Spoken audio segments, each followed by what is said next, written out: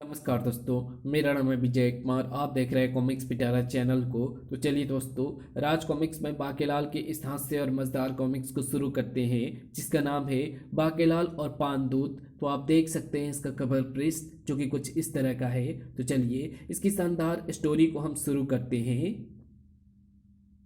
तो प्यारे बच्चों, बाकेलाल और विक्रम सिंह विशालगढ़ पहुंच गए हैं और इस समय उनके राज्य में उनके आगमन की खुशियां मनाई जा रही है। भाई, जोर से बोलो राजा विक्रम सिंह और बाकेलाल की जय पराजय। बाकेलाल, देखी है सारी दुनिया, सीतापुर से लेकर रामगढ़, काफूरपुर से लेकर टीकमगढ़, यह है विशालगढ़, प्यारा विशालगढ़। लौट के हम पहुंचे हैं विशालगढ़।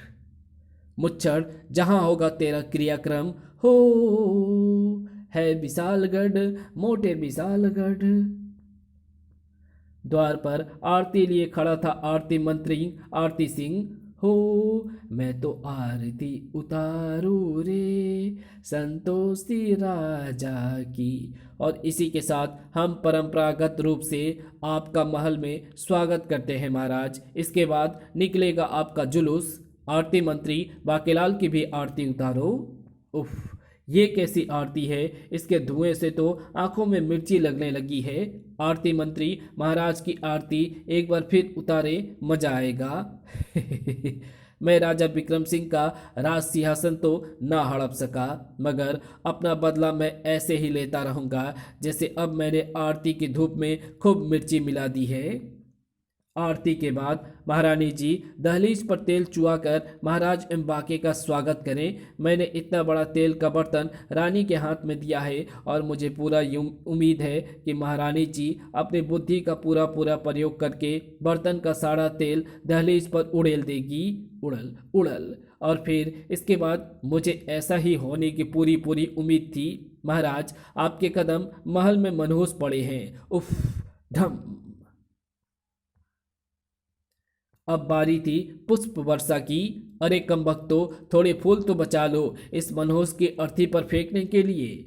महारानी जी, ये लीजिए, जुलाब नामक ये पुष्प 3 साल में एक बार ही खिलता है और मैंने इस फूल से मन्नत मांगी हुई थी कि इस बार इसके खिलने पर अगर महाराज एवं बाकेलाल महल में लौट आए तो मैं इसकी वर्षा बाकेलाल एवं महाराज पर गमले के साथ ही करूंगी। अरे वाह, गमले वाला हिस्सा महाराज के सिर से ही टकराया और महारानी को ऐसी मन्नत फूल से मांगने के लिए मैंने ही उकसाया था। जय हो मेरी। हाय, मर गया। तड़ाक। आह। बाकेलाल, तुम क्यों चिल्लाए? फूल इतनी जोर से लगा है महाराज। आह। मुझे क्षमा करें महाराज, मगर वो वादा फूल से किया था वो तो निभाना ही था। बाकेलाल, मैंने ठीक किया ना? वो तो ठीक है महारानी जी, पर गमला महाराज के सिर के मुकाबले बहुत छोटा था। मैं भी क्या करती बाकेलाल, मुझे तो तुम्हारे सिर की फिक्र थी, कहीं गलती से गमला तुम्हारे सिर से ना टकरा जाए। राज दरबार में आ पहुंचे विक्रम सिंह और बाकेलाल। आपके जाने के बाद मैंने ये आसन किसी को भी छूने नहीं दिया महाराज, और आपकी वो टूटी चप्पलें मैंने इस पर रख दी आपके प्रतीक के रूप में, जिन्हें पहली बार पहनने पर आप फिसल कर गिर गए थे और आपकी नाक की हड्डी टूट गई थी। तुम्हारे जैसे रानी पाकर मैं धन्य हो गया महारानी, और मुझे एक ही अफसोस है कि महारानी जी जैसी 2-4 रानियां और क्यों ना हुई आपकी। आसन ग्रहण कीजिए महाराज। लेकिन ये क्या, चप्पलें हटाकर आसन ग्रहण करते ही विक्रम सिंह को होने लगी जबरदस्त खुजली। अरे महाराज, क्या हुआ? खुजले वाले कुत्ते की तरह उछल क्यों रहे हैं? बाकेलाल, सिंहासन पर बैठते ही खुजली होने लगी, पर उछलना तो सिंहासन को चाहिए। मेरा मतलब है महाराज, मुझे लगता है कि आप पिछले 2 वर्षों से नहाए नहीं हैं, तभी खुजली हो रही है, और कितना बदबू भी आ रहा है। खुजली तो होगी ही, मैंने सिंहासन में पिस्सू डाल दिए थे।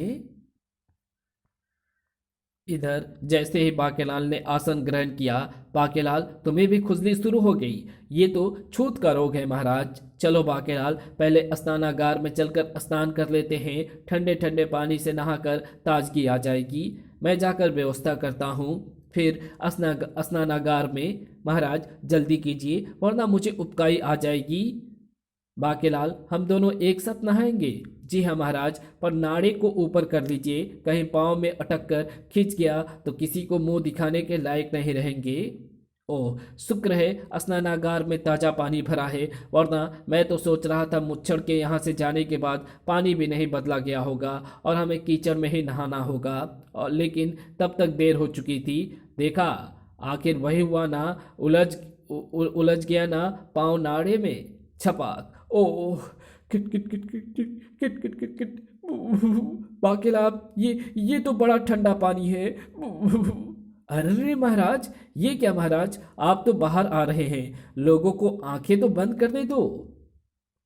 किट किट किट किट। अब आप बाहर आ जाइए महाराज, क्षमा करें महाराज, आप ही ने तो कहा था कि ठंडे ठंडे पानी से नहाकर ताजगी आ जाएगी, इसलिए मैंने पानी में 10 सिलिया बर्फ की डलवा दी थी। बाकेलाल, मुंह तो तुम भी धो लो, शुक्र है मैं बर्फ से ठंडे पानी में नहाने से बच गया। फिर स्नानागार से बाहर निकलने के बाद विक्रम सिंह ने आदेश दिया, महामंत्री जी, प्रजा का हालचाल जानने के लिए अब हम एक जुलूस के रूप में नगर की गश्त पर चलेंगे। ऐसा ऐलान नगर भर में करवा दो। क्यों बाकेलाल, कैसा विचार है? अति उत्तम महाराज, आपका जुलूस तो मुंह काला करके निकालना चाहिए। मैं तुरंत गधे की व्यवस्था किए देता हूँ और मैं अपनी व्यवस्था अलग से करता हूँ। श्रृंगार कक्ष। आओ बाकेलाल, हम इकट्ठे ही तैयार होंगे। फिर जैसे ही बाके और विक्रम से तैयार हो गए, बाकेलाल, मैं कैसा लग रहा हूँ? वाह महाराज, ऐसा लग रहा है जैसे उबले आलू के ऊपर ताज रख दिया हो। मगर महारानी, ये तुमने टीका लगाया है या टीकमगढ़ कोयले की खान की कालिक? बुरी नज़र वाले, तेरा मुंह काला, किसी की नज़र ना लगे महाराज को, इसलिए मैंने काला टीका लगाया है। उनकी तैयारी के साथ ही तैयार था भोजन। वाह, वाह, फलों को देखकर मेरी भूख भड़क गई है। जय रानी जी, जय राजा की। कड़क। थू थू। अरे रे बाकेलाल, ये क्या किया? ये तो मिट्टी के बने सजावटी फल है। बाकेलाल, लगता है मेरे बदले तुम्हारी आंखों में विकार आ गया है। असली कीड़ा लगे फल ये रहे। खाओ बाकेलाल, शर्माओ नहीं, तुम्हारा ही महल है। इधर नगर में मुनादी की जा रही थी। विशालगढ़ के वासियों को सूचित किया जाता है कि थोड़ी ही देर बाद राजा विक्रम सिंह की सवारी निकलेगी। अगर किसी ने बाहर झांकने की हिम्मत की तो मेरा मतलब है नहा धोकर सवारी का स्वागत करने के लिए तैयार रहें। महाराज की सवारी निकलने वाली है। सवारी पर तो खूब मुद्राएं लुटाई जाती है। मैं अपने बच्चे को बुला लाऊं? पूरे नगर में ही मुनादी की जा रही थी। ऐलान किया जाता है, ऐलान किया जाता है, ऐलान किया जाता है। अच्छा, तो हम चलते हैं, सब लोग सुन लिया? ढम ढमाढम। विशालगढ़ के निवासियों, मैं चीख चीख कर अपना गला तो फाड़ने से रहा, न गाड़ी की आवाज़ में सुनो तो सुन लो। ऐलान ये है कि राजा की सवारी निकलने वाली है। मर्जी हो तो देखने आ जाना, नहीं तो मेरे बाप का क्या जा रहा, मुझे तो पूरी तनख्वाह मिल ही जाती है। पूरी सज धज के तैयार पूरी सजधज के साथ तैयार था जुलूस। महामंत्री, जुलूस कहाँ कहाँ से होकर गुजरेगा ये निश्चित कर लिया है ना? जी हाँ महाराज, जहाँ जहाँ पत्थर पड़ने की पूरी संभावनाएं हैं। मेरा मतलब है महाराज कि नगर से होकर सबसे पहले जुलूस जाएगा राजगुरु के निवास पर, क्योंकि महाराज आपके लौट आने तक राजगुरु ने अन्न जल ग्रहण ना करने की सौगंध खाई है और राजखट से बने फलों की बाग की कुटिया में वे तपस्या कर रहे हैं। ओह, तो क्या वे अभी तक मरे नहीं? ठीक है, हाथी पर सवार होकर हम पहले राजगुरु निवास ही चलेंगे। आओ बाकेलाल। बेचारा हाथी, लेकिन ये क्या? अरे, हाथी को क्या हो गया? ओई माँ, हाथी पर हाथी बिठा दिया, अब पूछते हो कि क्या हुआ? ग्रर्र। अरे भाई, जोर से बोलो, जय मोटे की। महाराज, लगता है कि हाथी पर वजन कुछ अधिक हो गया है। बाकेलाल, तुम हाथी से उतरकर इस रथ पर आ जाओ। जब तक ये मोटा मेरी पीठ से नहीं उतरेगा मैं यहाँ से हिलूंगा भी नहीं, आखिर मैं भी एक हाथी हूँ। बाकेलाल, तुम थोड़ा कम खाया करो, अब देखो तुम्हारे वजन से हाथी आगे नहीं बढ़ रहा। तुझे भी देख लूंगा मुच्छड़।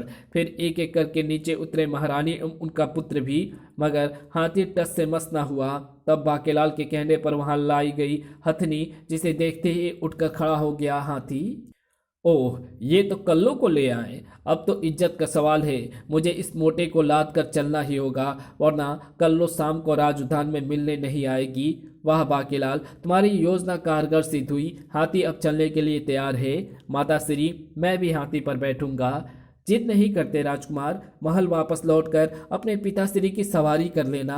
एक सूंड की ही तो कमी है मोटे में, मगर मैं पिताजी को गन्ना कैसे खिलाऊंगा, उनके सूंड तो होगी नहीं। इस प्रकार रवाना हुआ जुलूस। भाई जोर से बोलो, जिंदाबाद महाराज विक्रम सिंह बाकेलाल। चिंगाड़ चिंगाड़। ओह ओह, मेरा नाम पुकारे जाते ही यह हाथी चिंगार पड़ा और किसी ने मुझे जिंदाबाद नहीं किया। इस हाथी को भी देख लूंगा। नगर से गुजरी राजा की सवारी, लेकिन अरे, ये हमारे स्वागत के लिए केवल यही एक बुढ़िया खड़ी है। कहाँ है महाराज? मुझ बुढ़िया की तो आंखें भी रो रो कर अंधी हो गई है। अरे, कोई रोको इसे, वरना ये हाथी के तले आ जाएगी। ये वही जगह है जहाँ मैंने सबसे जोर कर नगाड़ा बजाकर मुनादी की थी। हे माता, तुम्हें जो कुछ कहना है कहो, मैं ही हूँ राजा विक्रम सिंह। अरे नासपीटे, जरा उतर तो नीचे मुँहे। एक बार पहले भी तूने मुझे माता कहा था और मुझसे वादा किया था कि अपनी अपनी 5-5 बहनों यानी मेरी पुत्रियों के विवाह का सारा खर्चा तू उठाएगा। पर तेरा सत्यानाश जाए मोटे, वादा करके कहाँ गायब हो गया था तू? तुझे कीड़े पड़े, खर्चे के कारण मेरी पुत्रियों का विवाह ना हो सका और वो 5 लकड़हारों भाइयों के साथ घर से भाग गई। अरे, रोती क्यों है? मेरे सूंड से होकर ऊपर चढ़ जा और पीट मोटे को। घुर्र। तैस में आ गई रानी स्वर्णलता भी।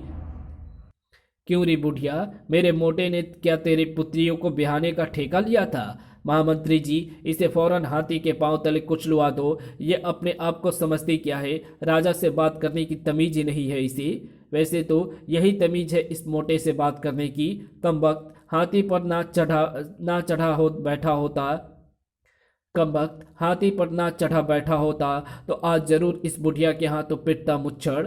अरे बाप रे, भागो, मेरी पुत्रियों का विवाह तो राजा ने पहले ही कर दिया था। मैं तो अपने अपने मोटे राजा को ठगने की सोच कर आई थी। पकड़ो बुढ़िया को, चल छोड़ जाने दो। नहीं, मैं तो पकड़ूंगा फिर छोड़ दूंगा। सवारी आगे बढ़ी और तभी राजा विक्रम सिंह की तानाशाही नहीं चलेगी, नहीं चलेगी। राजा विक्रम सिंह, शर्म करो, शर्म करो। हाय हाय हाय हाय, ये मुझे शर्म करने की क्यों कह रहे हैं? मैंने वस्त्र धारण तो कर रखे हैं। महारानी जी, मेरे विचार में रथ को तुरंत महल वापस ले चलना चाहिए। महाराज पीटने के लिए, मेरा मतलब इस समस्या के हल के लिए यहाँ मौजूद है ही। तभी, ओह, ये पत्थर किसने मारा? तड़ाक! मैंने। कर दे, क्या करेगा? मैं तो राजा की सवारी पर पत्थर जरूर फेंकता हूँ। हमें न्याय चाहिए महाराज। महाराज, आपके जाने के बाद राज्य में घोर अव्यवस्था फैल गई है। अनाज की उचित दर, दुकानों से अनाज गायब करके उसकी कालाबाजारियाँ की जा रही है। क्या सेनापति मरकब, ये हम क्या सुन रहे हैं? मत सुनिए महाराज, क्योंकि ये सब मेरे ही आदेश के कारण तो हो रहा है। मेरा मतलब है महाराज कि आपके जाने के बाद चूहे तक भी मेरी नहीं सुनते थे और गोदामों में रखा सारा अनाज चट कर जाते थे। इसलिए मैंने सोचा था कि विशालगढ़ के सिंहासन पर कब्जा करके जब मैं राजा बन जाऊंगा तो सबको ठीक कर दूंगा। फिर ठीक है, आप सब तुरंत उचित दर दुकानों पर जाकर पंक्ति लगाएं। हम महल पहुंचकर अनाज गोदामों में भिजवाते हैं और मैं चूहे। भीड़ राजा विक्रम सिंह की जय जयकार करती लौट गई। इसी बात पर जोर से बोलो, जय खड़ूस की, जय मुच्छड़ की, जय मोटे की, जय खोटे की, जय विक्रम की। अरे मगर मनहूस मुच्छड़ तो अरे मगर मनहूस मुच्छड़ की अरे मगर मनुष्य मुच्छड़ को तो पत्थर तो पड़े ही नहीं। ठहरो भाइयों, रुक जाओ, ये तो अच्छी बात नहीं। एक आध आंख तो फोड़ते जाओ। और फिर आगे बढ़ा जुलूस। मेरी कल्लो बार बार मेरी तरफ देखकर मुस्कुरा रही है। हाय, मैं मर जावा। निगोड़ा कैसे दीदे फाड़ फाड़ कर देख रहा है। अपने घरों की छतों से नागरिक राजा की सवारी पर बरसाने लगे फूल, मगर मैं रानी मक्खी आदेश देती हूँ, जो सबसे ज़्यादा पतला लगे उसे डंक मारना। उफ, ये मधुमक्खियाँ कहाँ से आ गई? बाकेलाल, केवल उन कुछ फूलों में ही मधुमक्खियां भरी हैं जो तुम पर और महाराज पर फेंके जा रहे हैं और जिसे बरसा रहे हैं मेरे आदमी। हाँ, ये रहे दो मानो, इन्हीं को डंक मारना है। आई काटा। बाकेलाल चाचा, हिलना नहीं, एक मक्खी अभी भी आपकी नाक पर बैठी है, अभी तलवार से काटता हूँ। मधुमक्खी। क्या हुआ महारानी? कुछ नहीं महाराज, बस जरा कुछ मधुमक्खियों ने काट लिया था। वाह, मधुमक्खियों के कांटे का भी रानी पर कोई असर नहीं हुआ। अरे मगर रानी क्यों नहीं सूझी? रानी मधुमक्खी महारानी की मधुमक्खी ने नहीं, मधुमक्खी ने सिर्फ पप्पी ली है, मगर एक को तो हमने सुझा ही दिया। बाकेलाल, मधुमक्खी ने तुम्हें भी तो काटा होगा। दर्द। आप तो जानते ही है महाराज कि बाकेलाल को दर्द नहीं होता। दर्द के मारे मेरी जान निकली जा रही है, मगर महारानी को दर्द क्यों नहीं हुआ? और अगर ऐसे में मैं दर्द से चिल्लाऊंगा तो सब लोग मेरा मजाक उड़ाएंगे और रानी की बहादुरी की प्रशंसा करेंगे। तभी तो हम तुम्हारी हिम्मत एवं बहादुरी की कद्र करते हैं बाकेलाल। अबे ओ, मेरा मतलब है महाराज, राजगुरु निवास आ गया है। अब तुम, मेरा मतलब आप कुछ देर के लिए नीचे उतर आए, तब तक मैं हिंडोले में चींटियां छोड़ने का इंतजाम करता हूँ। चलो, थोड़ा मैं भी कल्लों से नैन मटक्का कर लूंगा। इधर राजगुरु भूखाचार्य के निवास में। अजी, मैंने कहा सुनते हो, कहाँ मर गए? ओह, मेरी अर्धांगिनी कोप माया मेरे भोजन के ठीक समय पर आ गई। आ जाओ भगवान, आ जाओ। अरे मगर ये क्या, भोजन कहाँ है? पिछली मार भूल गई जब भोजन लाने में देरी हुई थी। अजी, मैंने कहा भोजन को मारो तीर। महाराज विक्रम सिंह लौट आए हैं और कुछ ही क्षणों में वे आपके दर्शन के लिए पधार रहे हैं। क्या वो मोटा वक्कू लौट आया है? ये तो अनर्थ हो गया। मैं तो सोच रहा था महाराज अब नहीं लौटेंगे और मेरी त्याग भावना से प्रभावित होकर राज्य की प्रजा एक दिन मुझे ही अपना राजा घोषित कर देगी। अरे अब यहाँ खड़ी खड़ी मेरे थोबड़े को क्या निहार रही है? जल्दी से जा और चिड़िया का घोंसला लाकर मेरे सिर पर रख दे। अभिलाई जी। और फिर, अरे महाराज आप, प्रणाम महाराज, प्रणाम। राजगुरु कहाँ है? हम तुरंत उनके दर्शन करना चाहते हैं। महाराज का थोबड़ा देखकर आखिर आज राजगुरु का प्राण टूट सकेगा। दर्द के मारे मेरी अभी भी जान निकली जा रही है, मगर रानी को दर्द क्यों नहीं हुआ? कोप माया उन्हें लेकर पहुंची राजगुरु के समक्ष। ची ची, मैं तो रास्ते से जा रही थी, मैं तो ठुमका लगा रही थी, गीत कोई गा रही थी। तेरी नानी मरी तो मैं क्या करूं? ओह, राजगुरु के सिर पर तो चिड़िया ने घोंसला बना रखा है। उफ, विचार तो चींटियों की बॉम्बी का था महाराज, मगर चींटियों द्वारा काटे जाने के डर से फिर हमने घोंसला ही तय किया। मेरा मतलब है महाराज की राजगुरु का सख्त आदेश था कि उनकी तपस्या को महाराज के अलावा कोई दूसरा भंग ना करे।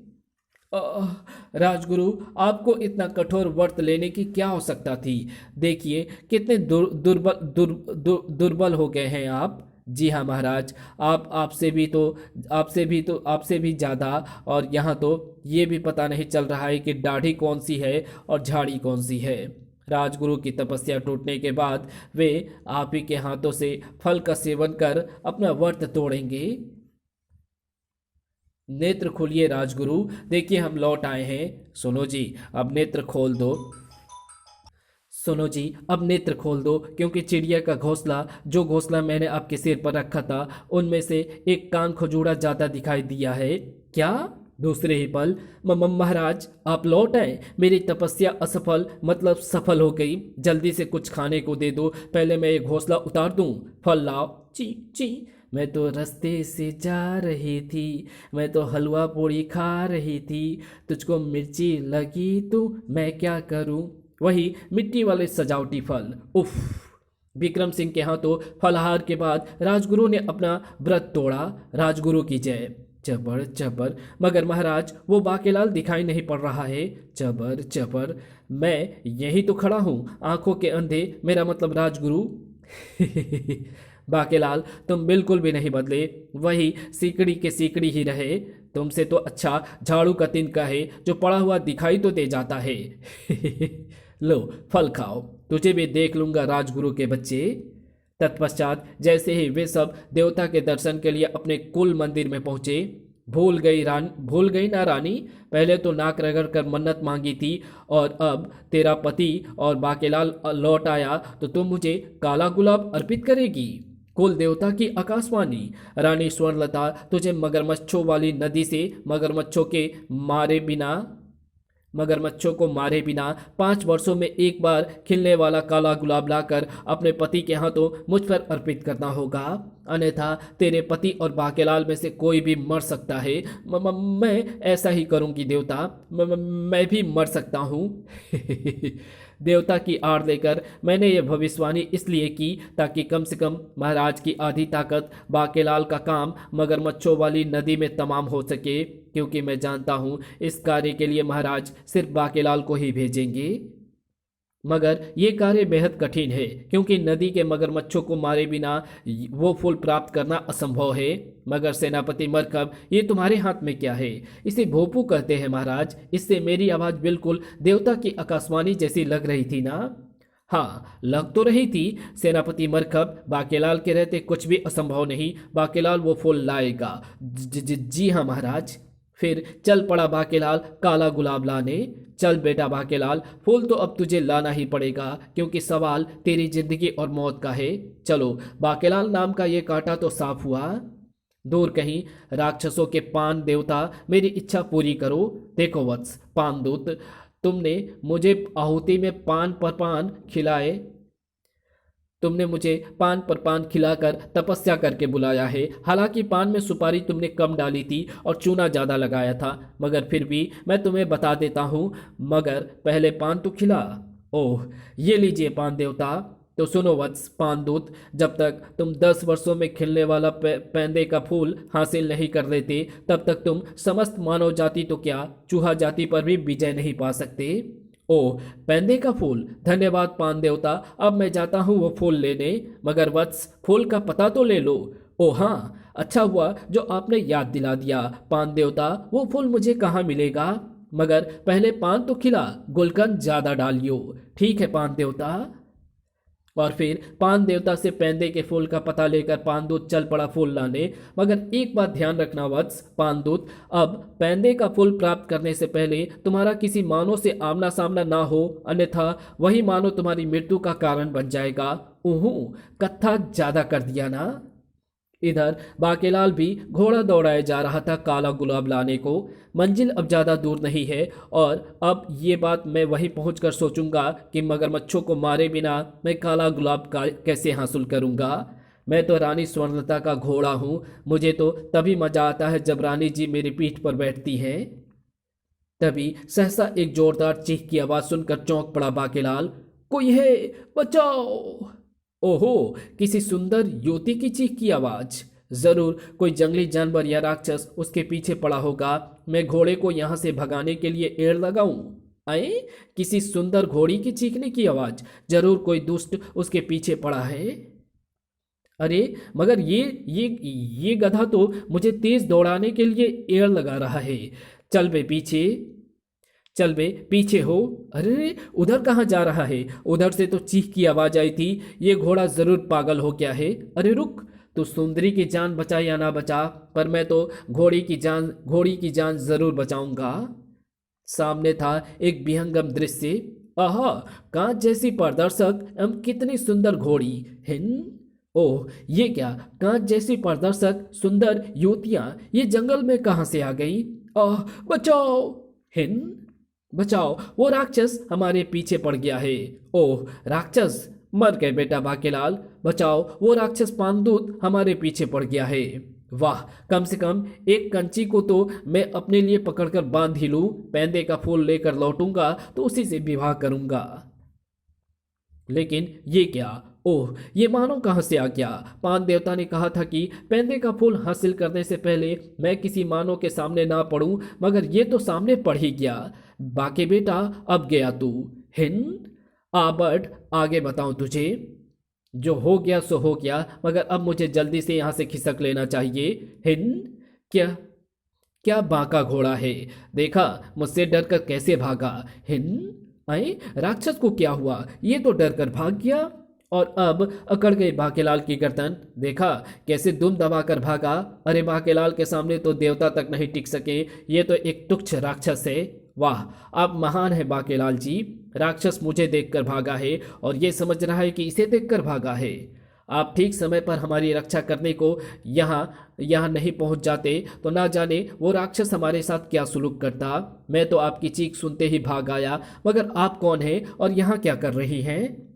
मैं कांस देश की राजकुमारी कंचन काया हूँ। अपनी सखियों के साथ पृथ्वी पर आकर खो खो, लंगड़ी टांग और पकड़म पकड़ाई खेलने का मुझे बहुत शौक है, मगर आज उस दुष्ट राक्षस की निगाहें हम पर पड़ गई। मुझे पृथ्वी पर खेले जाने वाले खेल बहुत पसंद है।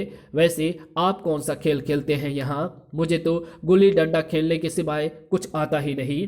मुझे तो आइस पाइस अच्छी लगती है। मैं ऊंची कूद खेलता हूँ। बाकेलाल जी, आपने राक्षस पानदूत से हमारी जान बचाई, इसके बदले में हम आपको देती है एक मंत्र जिसे बोलने के बाद जल में आपका कोई कुछ भी नहीं बिगाड़ सकता, मगर इस मंत्र का प्रयोग जीवन में आप केवल एक ही बार कर पाएंगे। जल में। ओह, जल्दी से मंत्र बताओ।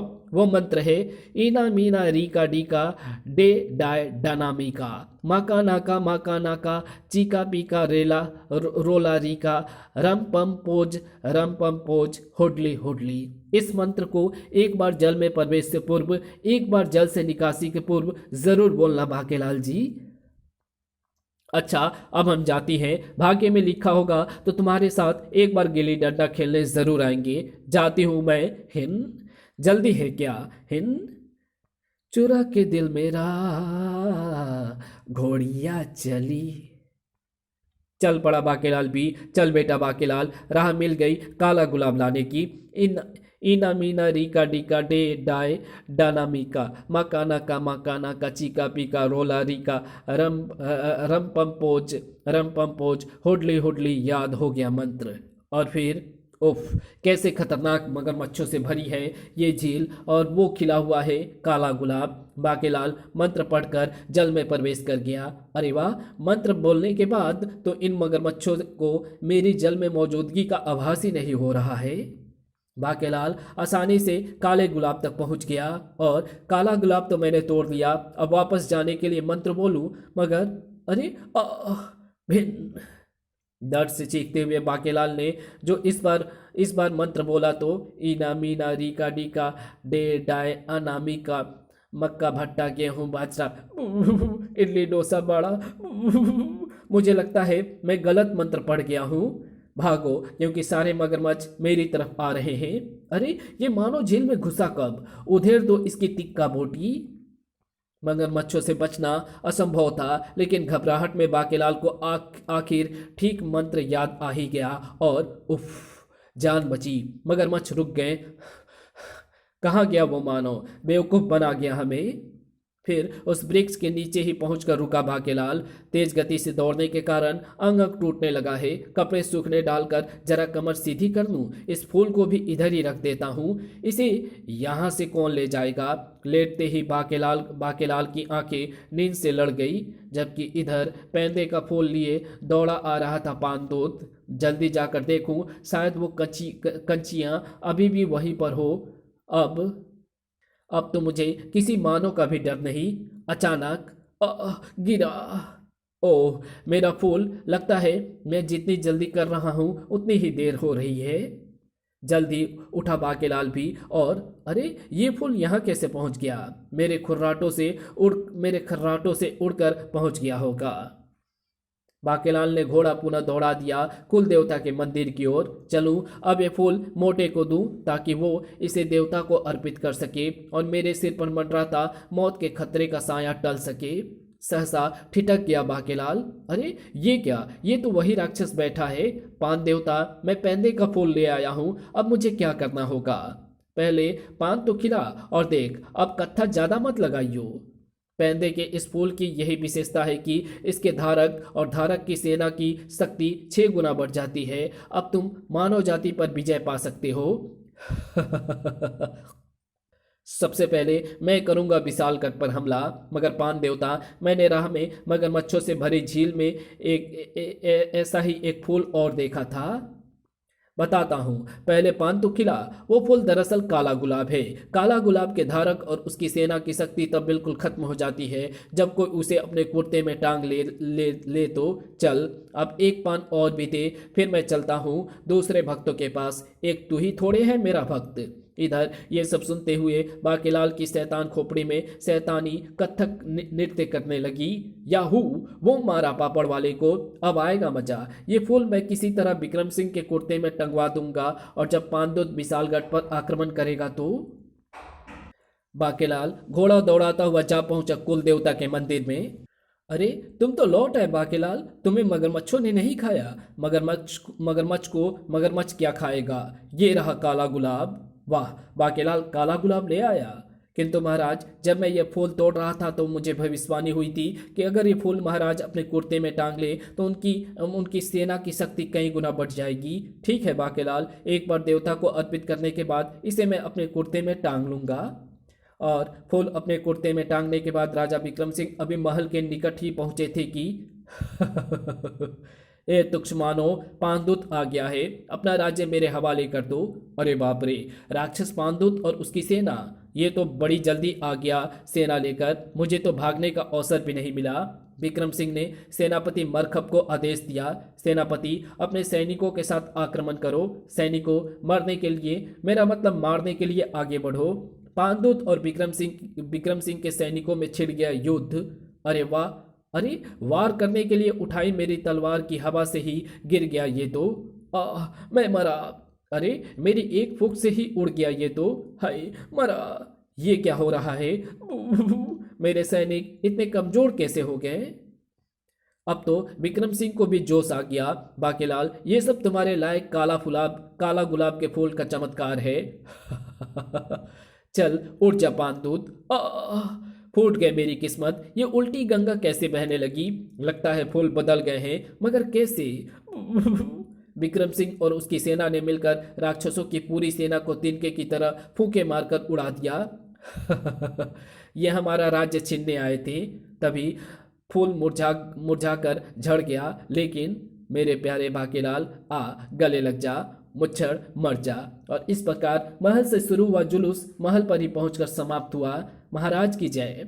पता नहीं मेरी फूटी किस्मत कब चमकेगी। इसी के साथ बाकीलाल की यह शानदार कहानी यहीं समाप्त होती है। तो आपको ये वीडियो कैसी लगी। वीडियो अच्छी लगी तो इस वीडियो को, तो चलिए इसकी कुछ एडवर्टाइजिंग को देख लेते हैं। राजकुमार मोहन सिंह का मुंडन संस्कार हुआ और उसी के साथ शुरू ही बाकीलाल की मुसीबतें।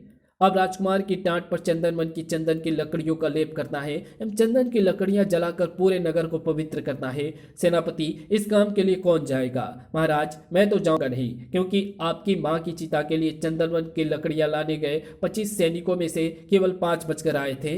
बाकीलाल चाचा, तुमने मना किया तो तुम्हारी चोटी काट लूंगा। और बाकीलाल को चंदनवन जाना ही पड़ा। फिर क्या हुआ जानने के लिए पढ़ें बाकीलाल सीरीज का हास्य कॉमिक सत्यनाशी का फूल। तो चलिए किंग कॉमिक्स में गमराज की कॉमिक्स को देख लेते हैं, जिसका नाम है कौवा जी।